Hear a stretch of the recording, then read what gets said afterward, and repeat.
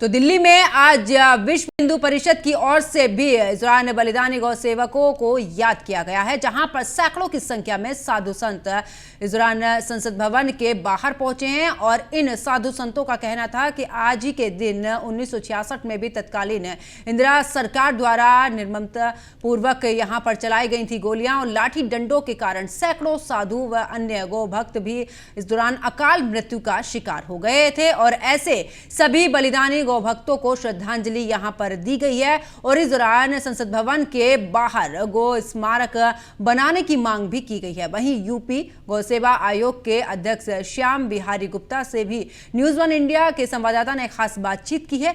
उनका इस दौरान क्या कुछ कहना रहा है, ये भी सुनिए।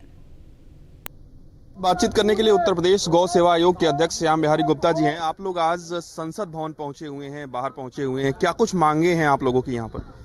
1966 7 नवंबर को पूरे देश में पूज्य स्वामी करपात्री महाराज, संघ के सरसंघ चालक परम पूज्य गुरु गोलवलकर जी और सहित संतों के आह्वान पर उसी श्रद्धांजलि देने के लिए 58 वर्ष हो गए हैं हम लोग यहाँ पर एकत्रित हैं। और हम लोग प्रयास कर रहे हैं और हमारी मांग भी है कि यहाँ गौ भक्त शहीदों के लिए यहाँ गौ माता का एक विशाल स्मारक बने और यहाँ पर गाय की जो महिमा है उसकी भी लोगों को इस प्रकार की भित्ति चित्र बनाया जाए, जिससे हम लोग समझ सकें आगे आने वाले समय में कि गाय हमारे लिए कैसे अब आने वाले समय में धरती, कृषि, प्रकृति, मानव को बचा सकती है। आज पूरे देश में लगभग 13 करोड़ 80 लाख किसान परिवार है और देश में जो देसी गौवंश है लगभग 8 करोड़ बचा हुआ है। यदि हर किसान एक गाय पालता है तो हमें अभी गौवंश की और आवश्यकता पड़ेगी।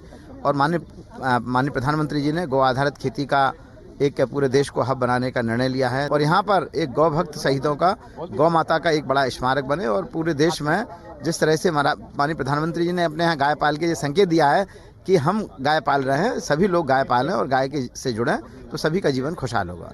गौ हत्या भी एक बहुत गंभीर विषय रहा है कि इसको किस तरीके से प्रतिबंधित कराया जा सके, तो आप लोग इस दिशा में क्या कुछ काम कर रहे हैं, खासतौर पर उत्तर प्रदेश के लिहाज से अगर हम बात करें या देश भर के लिहाज से बात करें?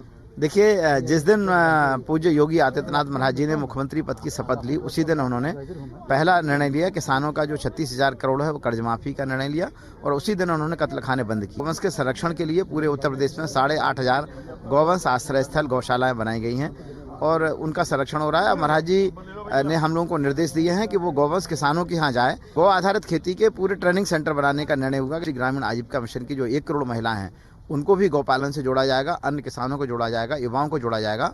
और उत्तर प्रदेश में लगभग 2,000 करोड़ रुपए CBG plant, compressed biogas plant के लिए माननीय प्रधानमंत्री जी ने 10 करोड़ रुपए दिया है। उसमें उत्तर प्रदेश में लगभग 2,000 करोड़ रुपए पहुंचने की संभावना है।